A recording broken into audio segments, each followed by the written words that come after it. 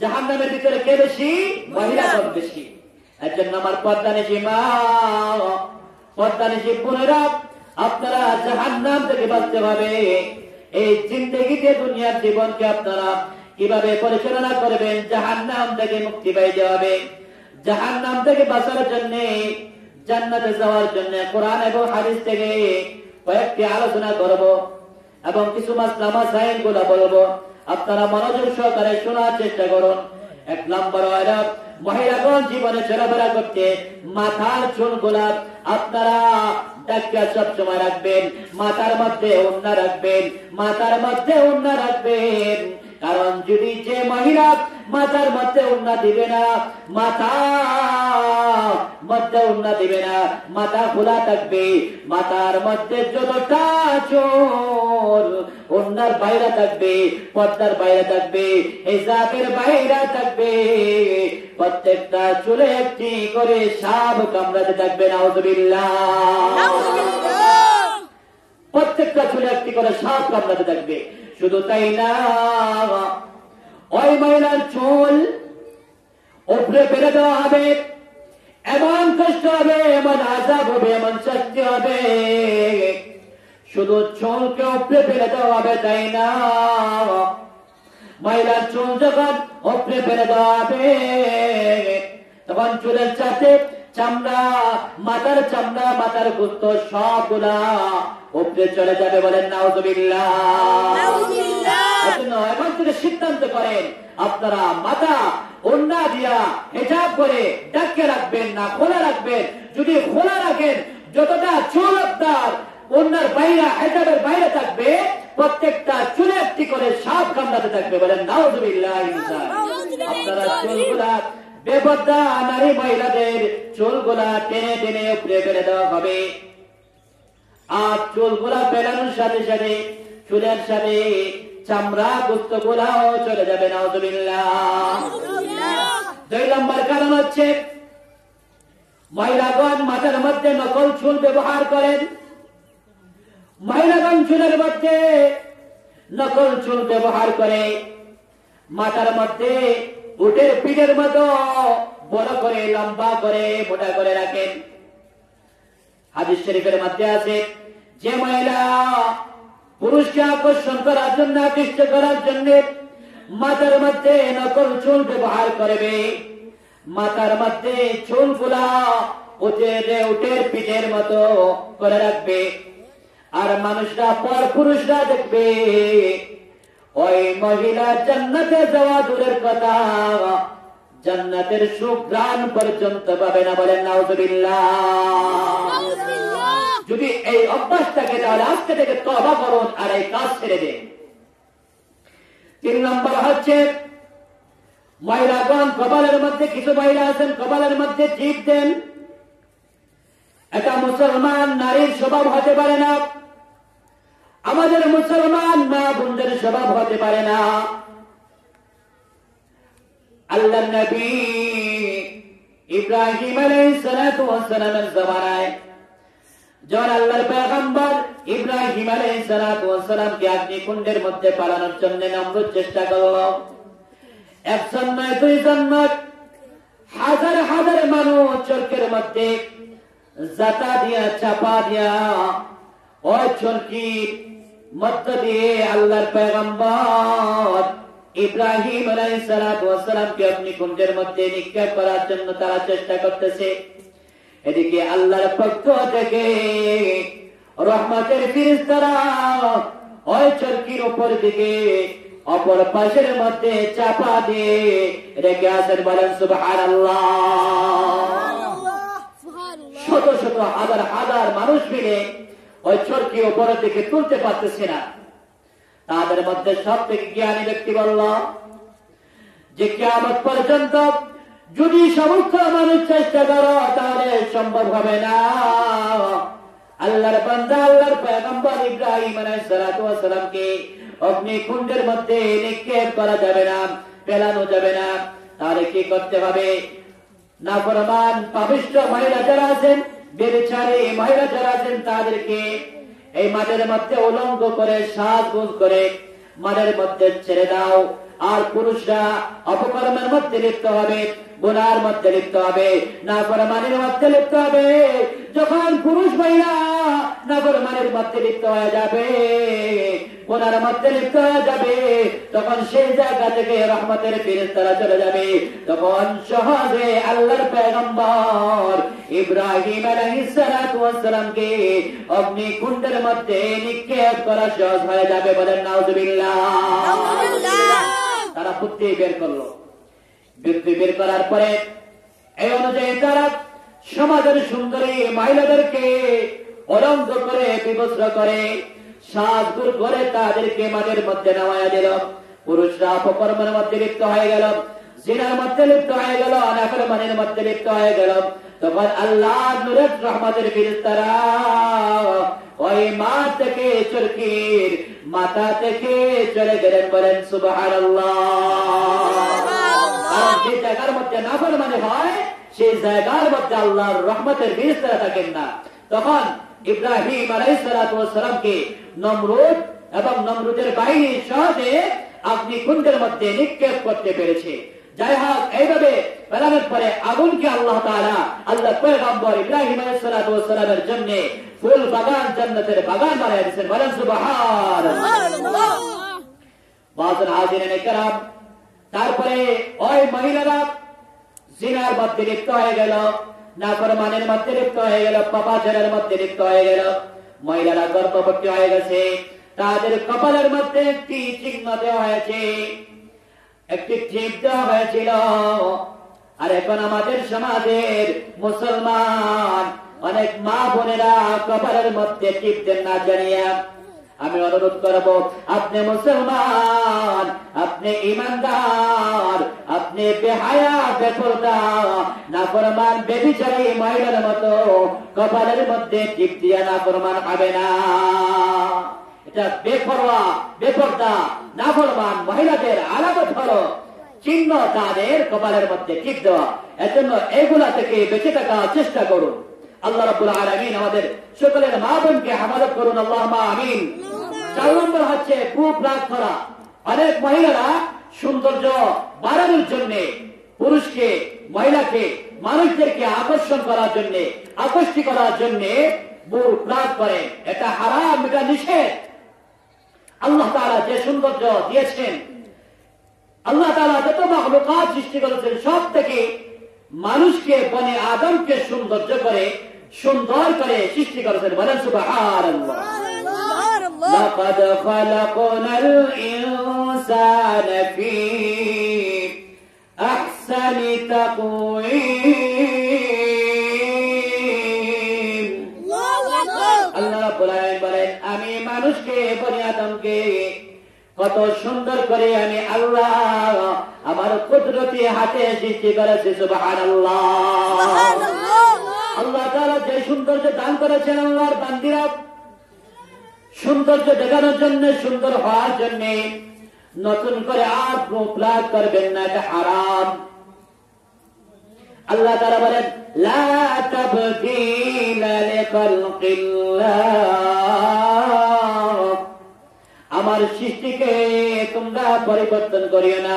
যেভাবে আমি আল্লাহ তোমাদেরকে সৌন্দর্য দিয়ে সুন্দর করে সৃষ্টি করেছি, আমার সৌন্দর্যকে, আমার সৃষ্টিকে তোমরা পরিবর্তন করিও না।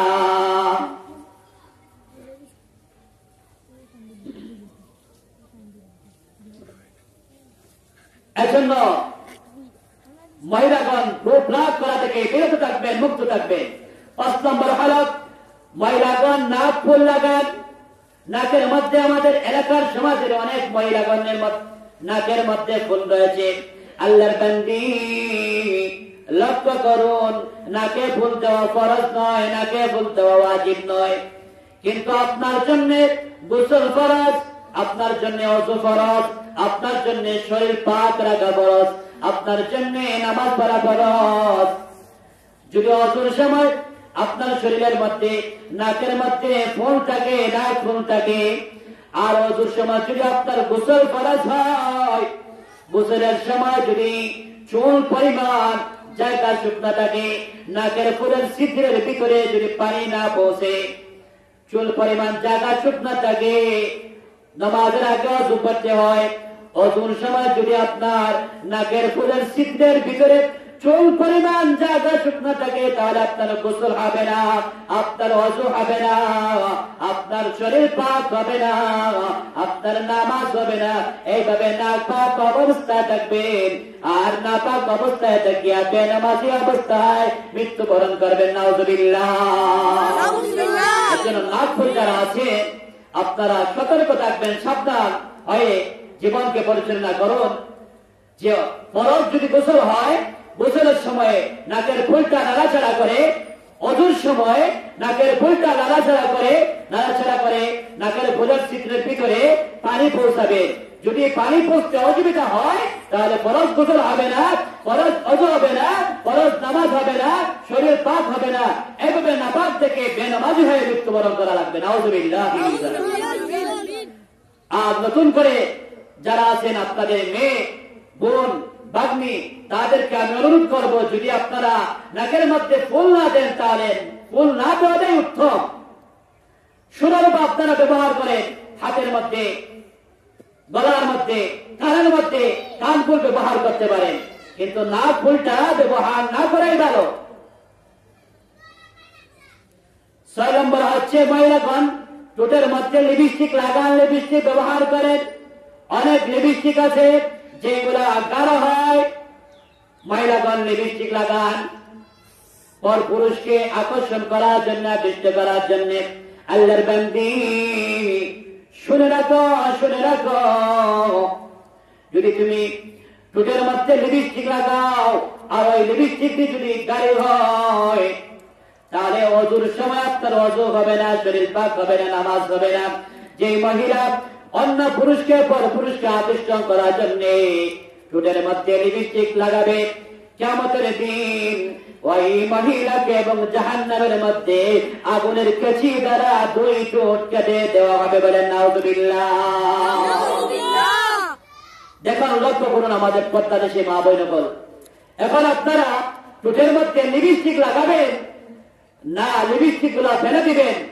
আমি মনে করি আজকের বয়ান শুনে, আজকের আলোচনা শুনে ঘরের মধ্যে যদি লিপস্টিক থাকে, পাশে আছে সুরমা নদী, সুরমা নদীর মধ্যে নিক্ষেপ করে দেন, ড্রেনের মধ্যে, ডাস্টবিনের মধ্যে নিক্ষেপ করে দেন। আর আজকে থেকে তওবা করেন যে আল্লাহ, না জানিয়া না বুঝিয়া আমরা এতদিন লিপস্টিক ব্যবহার করেছি, আল্লাহ তোমার কাছে তওবা করলাম। আর আজকে থেকে আমাদের ঘরের মধ্যে, আলমারির মধ্যে, যে কোনো জায়গার মধ্যে লিপস্টিক থাকুক, যতদিন বেঁচে থাকবো ইনশাআল্লাহ লিপস্টিক ব্যবহার করবো না। লিপস্টিক যদি ব্যবহার করেন তাহলে আপনার ওযু হবে না, ওযু না হলে আপনার নামাজ হবে না।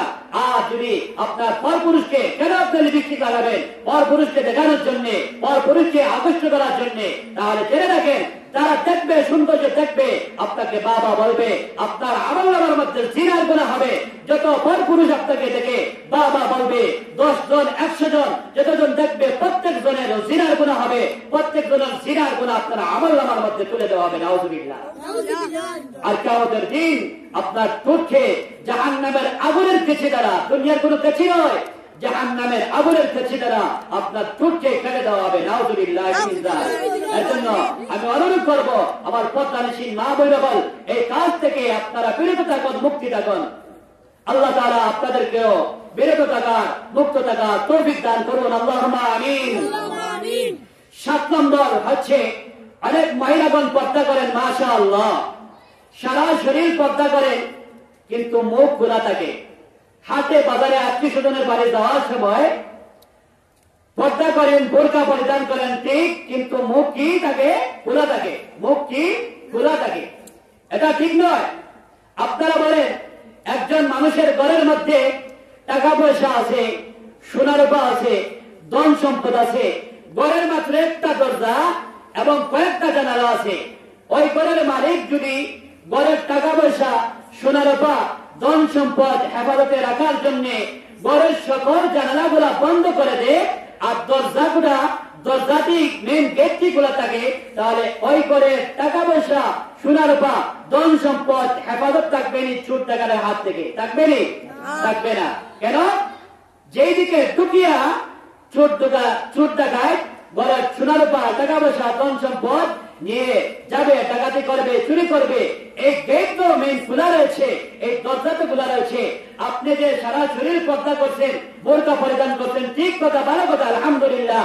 কিন্তু আপনি আপনার চেহারা, আপনার মুখকে যে খোলা রাখছেন, এই মুখ দ্বারা অন্য পুরুষরা আপনার মুখ দেখবে, আপনার চেহারা দেখবে। মুখ দ্বারা তো বেশিরভাগ গুনাহ হয়, জিনার গুনাহ হয়। আপনার যখন চেহারা দেখবে, মুখ দেখবে, তখন জিনার গুনাহ হবে আমলনামার মধ্যে। যতজন পুরুষ দেখবে পর পুরুষ, প্রত্যেকজনের আমলনামার মধ্যে জিনার গুনাহ হবে, আপনার আমলনামার মধ্যে জিনার গুনাহ হবে। এখন মনে করেন আপনি যদি এখান থেকে সিরাত রওনা করেন, বা আশেপাশে দূরে হতে পারে, নিকটে হতে পারে, যত পুরুষ দেখবে পর পুরুষ, প্রত্যেকের আমলনামার মধ্যে জিনার গুনাহ হবে। আর সাথে সাথে আপনার আমলনামার মধ্যে জিনার গুনাহ হবে। 100 জন যদি পুরুষ আপনাকে দেখে থাকে, আপনার চেহারাকে, 100টা জিনার গুনাহ হবে। 100টা জিনার গুনাহ আপনার আমলনামার মধ্যে দেওয়া হবে। বলেন নাউজুবিল্লাহ। এজন্য আমার অনুরোধ থাকবে, আপনারা মহিলারা যারা আছেন, আমাদের পর্দা নিজে মা বৈরবল, মাথা থেকে পাওয়ার পাতা পর্যন্ত ডাকিয়ে যাবে। পর্দা করলেন ঠিক কথা, ভালো কথা, যে বোরকা পরিধান করলেন, মুখ আবার খোলা রাখলেন। এটার উদাহরণ হলো, এক ঘরের মধ্যে যে টাকা পয়সা আছে, মাল সম্পদ আছে, সোনা রূপা আছে, ঘরের মালিক টাকা পয়সা, মাল সম্পদ, সোনা রূপা রক্ষা করার জন্য, চোর ডাকাতের হাত থেকে মুক্তি করার জন্য ঘরের সকল জানালাগুলো বন্ধ করে দিয়েছে, কিন্তু ঘরের দরজা, মেইন গেট খোলা আছে। ওই ঘরের টাকা পয়সা, সোনা রূপা যেভাবে মুক্তি থাকতে পারে না, ঠিক তেমনি ভাবে একজন মহিলা যখন রাস্তাঘাটে চলাফেরা করবে, ওই মহিলা সারা শরীর বডি পর্দা করে, কুশিদা করে, সুন্দরভাবে থাকবে, চলবে। কিন্তু মুখ যদি বাইরে থাকে, খোলা থাকে, ওই মহিলাও ফিতনা থেকে মুক্তি থাকতে পারবে না, ওই মহিলাও জিনার গোলা থেকে মুক্তি থাকতে পারবে না। বলেন নাউজুবিল্লাহ। এজন্য মহিলারা, আমার পর্দা নিশি মা বোনগণ, এই দিকে আপনারা লক্ষ্য করে চলবেন। সারা শরীর, পোড়া শরীর, মাথা থেকে পার পাতা পর্যন্ত পর্দা করবেন। মহিলাদের যেভাবে মাথা থেকে পার পাতা পর্যন্ত পর্দা করা ফরজ, ঠিক তেমনি ভাবে মহিলাদের আওয়াজ, কণ্ঠ, ছোট আওয়াজে, ছোট কণ্ঠে কথা বলা ফরজ। বলেন আল্লাহু আকবার। পৃথিবীর মধ্যে আল্লাহ তাআলা হাদিস শরীফের মধ্যে রাসূল করিম সাল্লাল্লাহু আলাইহি ওয়াসাল্লাম বলেন, আফজালুল ইবাদাত তিলাওয়াতুল কুরআন, সর্বশ্রেষ্ঠ ইবাদত হচ্ছে কোরআন শরীফ তিলাওয়াত। কিন্তু পুরুষ ইচ্ছা করলে আল্লাহর কালাম কোরআন উচ্চ সুরে তিলাওয়াত করতে পারে, আবার ছোট আওয়াজে তিলাওয়াত করতে পারে। কারণ আল্লাহর কালাম কোরআন, পুরুষের জন্য এখতিয়ার আছে, ইচ্ছা করলে জোরে তিলাওয়াত করতে পারবে, ইচ্ছা করলে আস্তে তিলাওয়াত করতে পারবে।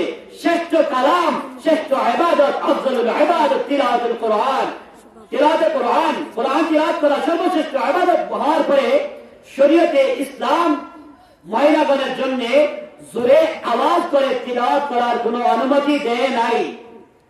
খেয়াল করবেন। এখন লক্ষ্য করুন, শরীয়ত ইসলাম শ্রেষ্ঠ ইবাদত কোরআনকে যখন জোরে আওয়াজ করে তিলাওয়াত করার অনুমতি দেয় নাই, এমন ভাবে আপনি আল্লাহর কালাম তিলাওয়াত করবেন যাতে করে আপনার ঘরের চার ওয়ালের দেওয়ালের ভিতরে আল্লাহর কালামের আওয়াজ, তিলাওয়াতের আওয়াজটাকে পর পুরুষ না শুনতে পায়। এখন আপনি চিন্তা করে, আল্লাহর কালাম শ্রেষ্ঠ কিতাব হওয়ার পরে, শ্রেষ্ঠ ইবাদত হওয়ার পরে, যদি শরীয়তে ইসলাম আপনাকে জোরে তিলাওয়াত করার অনুমতি দেয় না, তাহলে আপনার আওয়াজ, আপনার কণ্ঠ কিভাবে কোরআন থেকে, তিলাওয়াত থেকে বড় হয়? এইদিকে লক্ষ্য করেন। কবিরা গুনাহ হবে, কবিরা গুনাহ হবে, মারাত্মক গুনাহ হবে, মারাত্মক গুনাহ হবে। এজন্য মহিলাগণ যেভাবে পর্দা করা ফরজ, ঠিক তেমনি ভাবে আপনাদের ছোট আওয়াজের কথা বলা ফরজ। মহিলাগণের জন্য মাথা থেকে মুখ পর্যন্ত 8টা কথা বললাম কোরআন এবং হাদিস এবং মাসলা মাসাইল থেকে। শরীরের মধ্যে 4টি, পুরো শরীর, মাথা থেকে পাওয়ার পাতা পর্যন্ত পুরো শরীর 3টি জিনিস বিশেষ করে লক্ষ্য করবেন। একটি হলো মহিলাগণের জন্য সুগন্ধি আতর, যে কোনো সুগন্ধি হোক, আতর ব্যবহার করা নিষেধ, হারাম। একজন মহিলা যখন ঘর থেকে বের হবে, তখন ওই মহিলা সুগন্ধি হোক বা আতর হোক ব্যবহার করতে পারবে না। হ্যাঁ, ঘরের মধ্যে যদি স্বামী থাকে, তাহলে ঘরের ভিতরে মহিলা সুগন্ধি আতর ব্যবহার করতে পারবে। আর যদি বাইরে যাওয়ার সময় সেন্ট, সুগন্ধি আতর ব্যবহার করে মহিলারা রাস্তার মধ্যে বের হন, যে কোনো জায়গায় বের হয়, আর যদি কোনো পর পুরুষ আপনার দিকে তাকায় লক্ষ্য করে বলে কিসের এত গেলাম, যে পুরুষ চাইবে তার জিনার গুনাহ হবে, আপনার আমল নামার মধ্যে জিনার গুনাহ হবে, আপনি নাফরমান হয়ে যাবেন, গুনাহগার হয়ে যাবেন। এর জন্য মহিলাগণের জন্য সুগন্ধি আতর ব্যবহার করা নিষেধ। 2 নম্বর হচ্ছে মহিলাগণের জন্য পাতলা কাপড় পরিধান করা নিষেধ।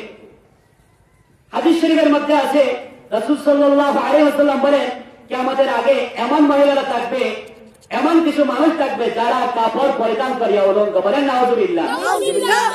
কাপড় পরিধান করিয়া উলঙ্গ। বলে কাপড় পরিধান করিয়া কিভাবে উলঙ্গ হলো? বলে এমন কাপড় পরিধান করবে শরীরের ভিতরে যেগুলো আছে, যা আছে সব দেখা যায়, সব বোঝা যায়। এইরকম কাপড় পরিধান করা আর পরিধান না করাই সমান। বলেন নাউযুবিল্লাহ। মুসলিম শরীফের হাদিস, কোরআনের পরে 2 নম্বর কিতাব হচ্ছে বিশুদ্ধ কিতাব বুখারী শরীফ, 3 নম্বর কিতাব হচ্ছে সহিহ মুসলিম শরীফ। সহিহ মুসলিম শরীফের হাদিসের মধ্যে রাসূল করিম সাল্লাল্লাহু আলাইহি ওয়াসাল্লাম বলেন কাসিয়াতুন আরিয়াতুন মুমিলাতুন মাইলাত, যে মহিলা পাতলা কাপড় পরিধান করবে অন্য পুরুষকে আকৃষ্ট করার জন্য, নিজের সৌন্দর্যকে প্রকাশ করবে, নিজের সৌন্দর্যকে মানুষের সামনে প্রদর্শন করবে, আর ওই মহিলা রাস্তায় ঘাটে চলতে যত পর পুরুষ দেখবে, মহিলারও জিনার গুনাহ হবে, পর পুরুষেরও জিনার গুনাহ হবে। ওই মহিলা জান্নাতে যাওয়া দূরের কথা, জান্নাত চোখে দেখবে না, জান্নাতের সুঘ্রাণ পর্যন্ত পাবে না। বলেন নাউযুবিল্লাহ। আরে হায়, আফসোস লাগে আমরা পুরুষ, আমাদের মেয়ে, আমাদের বোন, আমাদের স্ত্রীদেরকে আমরা পাতলা পাতলা কাপড়, নেগের কাপড়, পোশাক, জামা এইগুলা কিনিয়ে দেয়। অপুরুষ আপনি জেনে রাখুন, এই কাপড় আপনি পরে কিনিয়ে আপনার মেয়েকে, আপনার স্ত্রীকে, আপনার বোনকে দিচ্ছেন, আর যত পুরুষ দেখবে জিনার গুনাহ হবে। আপনি কিন্তু জিনা জীবনে করেন নাই, আপনার আমলনামার মধ্যে মৃত্যুবরণ করার পরে দেখবেন যে শত শত হাজার হাজার জিনার গুনাহ আপনার আমলনামার মধ্যে লেখা হয়ে গেছে। বলেন নাউযুবিল্লাহ। বলবেন আল্লাহ আমি জীবনে জিনা করে নাই, আমি জীবনে চুরি করে নাই, ডাকাতি করে নাই।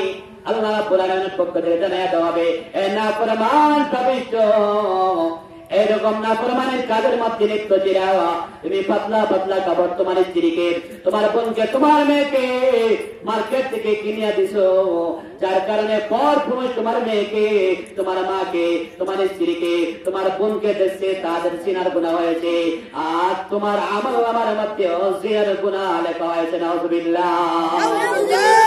এজন্য মহিলারাও আপনারা বেঁচে থাকুন, আর আমাদের পুরুষ যারা আমরা পুরুষ আছি, আমার অনুরোধ থাকবে আমরা এইরকম কাপড় কিনে দিব না, আর যদি তারা কিনিয়ে থাকে তাহলে ব্যবহার করতে দিব না ইনশাআল্লাহ। আল্লাহ রাব্বুল আলামিন আমাদেরকে আমল করার তৌফিক দান করুন, আমাদের প্রত্যাশী মা বোনদেরকে আমল করার তৌফিক দান করুন। 3 নম্বর হচ্ছে কতটুকু পর্দা করবেন। ফাতেমা রাদিয়াল্লাহু তাআলা আনহা, আল্লাহর নবীর কলিজার টুকরা মেয়ে হাসান হোসেনের মা ফাতেমা রাদিয়াল্লাহু তাআলা আনহা পিতাকে নবীজি সাল্লাল্লাহু আলাইহি ওয়াসাল্লামকে প্রশ্ন করলেন, জিজ্ঞাসা করলেন, ইয়া রাসূলুল্লাহ, ইয়া হাবিবাল্লাহ সাল্লাল্লাহু আলাইহি ওয়াসাল্লাম, শরীরের কতটুকু জায়গা আমি পর্দা করব, আমার জন্য পর্দা করা জরুরি, আর কতটুকু জায়গা পর্দা না করলেই চলবে? রাসূল সাল্লাল্লাহু আলাইহি ওয়াসাল্লাম বলেন, মা, যে জায়গা জাহান্নামে গেলে, জাহান্নামের আগুন জ্বললে, জাহান্নামে গেলে তোমার কষ্ট হবে না, এই জায়গা তুমি পর্দা না করলে চলবে। এখন আপনারা বলেন, কোন জায়গা আপনার শরীরের মাথার চুল থেকে পাওয়ার নখ পর্যন্ত কোন জায়গা এমন জায়গা আছে যে জায়গা জাহান্নামে গেলে, জাহান্নামের আগুনে জ্বললে আপনার কষ্ট হবে না? আপনারাই বলবেন, হুজুর একটা চুল যদি জ্বলে তাহলে আমার কষ্ট হবে, আর শরীরের যে কোনো অঙ্গ যদি জ্বলে তাহলে কষ্ট হবে। আমি বলবো তাহলে আপনার মাথার চুল থেকে পাওয়ার নখ পর্যন্ত, পাওয়ার পাতা পর্যন্ত পর্দা করতে হবে। নবীজি সাল্লাল্লাহু আলাইহি ওয়াসাল্লাম এবং কত চমৎকার যে বোঝায়া দৃষ্টান্ত দিয়েছেন, উদাহরণ দিয়েছেন, যে যে অংশ শরীরে জাহান্নামে গেলে দুচকের আগুনে গেলে জ্বললে আযাব হইলে কষ্ট হবে না, সেই অংশ পর্দা করা লাগবে না। আর যদি এরকম শরীর অংশ থাকে যে জাহান্নামে যাইতে হবে, গেলে অবশ্যই কষ্ট হবে, তাহলে অবশ্যই আপনাকে পুরাটা শরীর সারাটা শরীর পর্দা করতে হবে, হিজাব করতে হবে।